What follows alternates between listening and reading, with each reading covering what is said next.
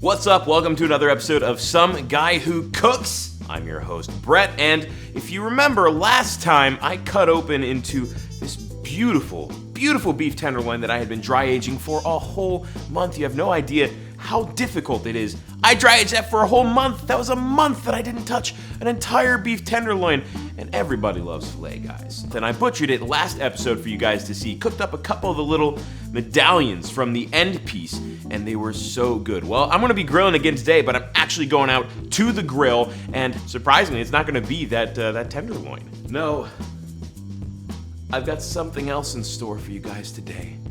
Earlier today, I dropped by Fehrenbachers Artisan Sausages here in Gainesville, Florida. I'd heard many great things about them, hadn't had a chance to go there yet, and I was not expecting to pick up an A4 Wagyu Ribeye. It's Some Guy Who Cooks, starring Brett Picorni. Featuring Brett Picorni as Some Guy Who Cooks. And Brett Picorni as Some Guy Who Cooks. Also featuring Brett Picorni as Some Guy Who Cooks. And Brett Picorni as Some Guy Who Cooks. Guest stars on the show include Sal, Peppy, and the lovely Paula. Today's episode brought to you by Brett Picorni.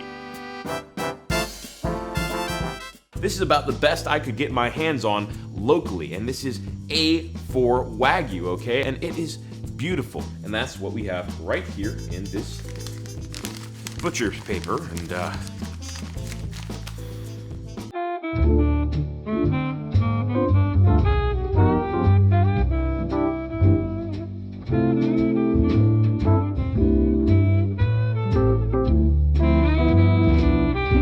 now this is a beautiful piece of meat. You can see the marbling here is incredible, and just look at that.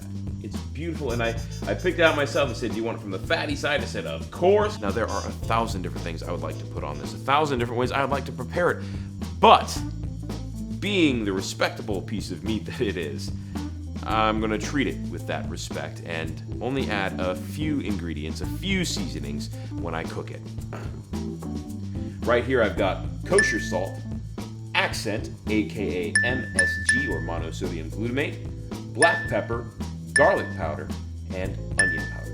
One more thing I'm gonna use, I've got this butter here. It's grass-fed butter by Truly, and it's natural creamy. Delicious, it really is. I picked it up the other day on a whim, and I wasn't even expecting to get butter, but here I am. I'm gonna put the salt on the steak, add a little bit of that MSG, throw on that garlic and onion powder, and then throw this bad boy on the grill. I'll toss on a pinch of black pepper and a pat of butter. When it's ready, I'll give it a little quarter turn, let it go for a little bit longer, flip it, then put on another pat of butter and another pinch of black pepper.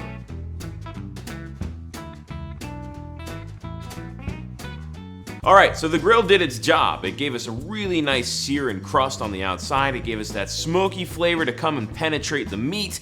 And, it gave us some cool grill marks. However, as tends to happen when you're on very high heat, like with a charcoal grill with natural lump charcoal and oak, the inside is still very rare. Now me, I'm more partial to having a medium rare steak, although not opposed to blood red, but this is a piece of meat that I want to treat well and I want to enjoy to its fullest. So what I did was I threw it in the oven to go over about 10 to 15 minutes at 350 degrees, which will help it to finish without burning the outside. Now, to cook it in the oven, I put it in a cast iron pan with a little bit of garlic butter for it to kind of baste in a little bit, as well as maybe a little drizzle of something else. All right, it did its thing in the oven, and it is now rested for what I believe to be long enough. Really, you should let it rest for about as long as you cooked it. But hey, as long as you give it, like 5-10 minutes, it's cool, right? Look at all this juice. I know some of that is the stuff that I poured onto it when I plated it here. However, a lot of this is just extra. Look at that pool there. That's gonna make for some great mopping up with the meat. Anyway, either way, you need to look at this. And look, just it already on its own just falling apart. And I know that's where the fat is, but still, the fact that it just came apart almost on its own there is pretty remarkable. The marbling in this is truly amazing, and I'm ready to see what we got here when I cut right into the middle. I'm going to go into this big round chunk here. Okay. I put it in the oven probably a little longer than I should have, but that's still very pretty. And look at the meat there, it's just kind of coming apart.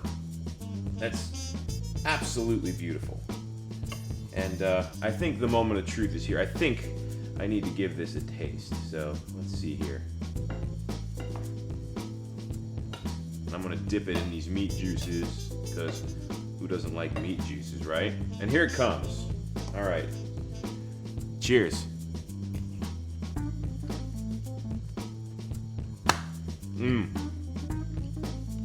Oh my. That is completely different than any beef I've ever had.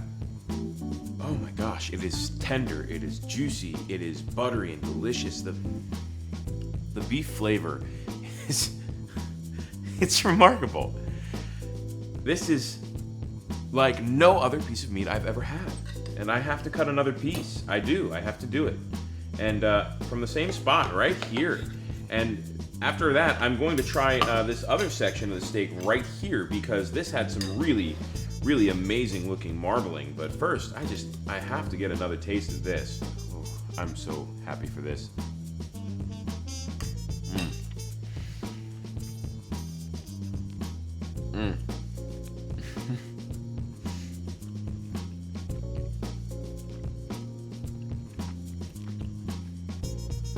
I don't know how else to say it.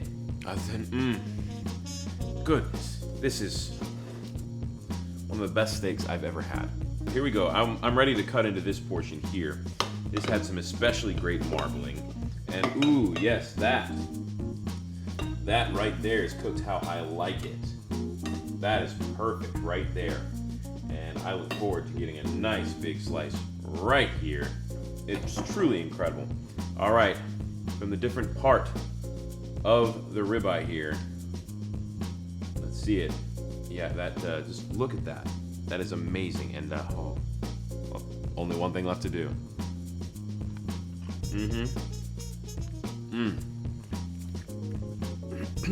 Oh my. Just more of that intramuscular fat. That is so good.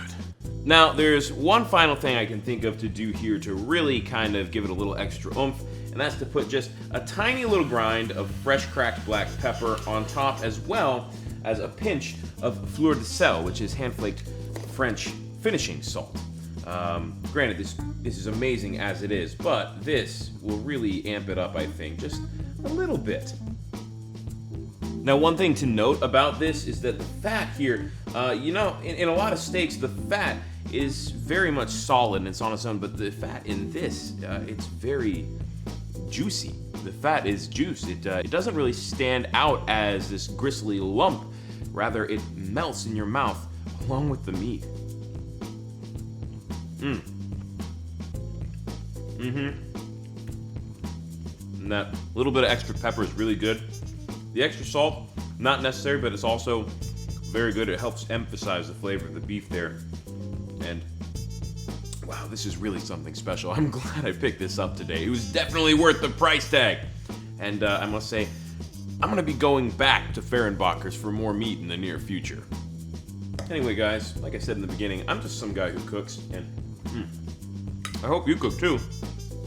And even if you're just learning,